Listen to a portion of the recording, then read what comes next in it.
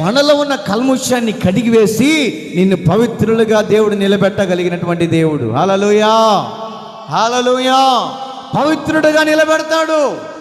పొద అనే సమస్యలు వచ్చినాయని మందిరం మానకూడదు.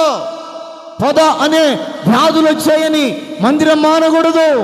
పొద అనే నాకు బాణాలు ఎదురవుతున్నాయని మందిరం మానినంత కాలం కూడా ఏమండి, పొద అనే సమస్యలు డబల్ అవుతూనే ఉంటాయి.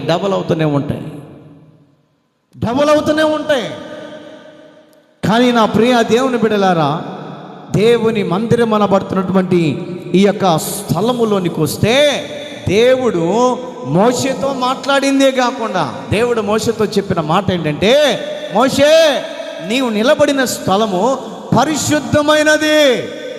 నీవు ఏ పొద అనే సమస్యల మధ్యలో నువ్వు ఇక్కడికి వచ్చినా కూడా ఈ పరిశుద్ధమైనటువంటి స్థలములో కన్నీళ్లు కార్చి ప్రార్థించి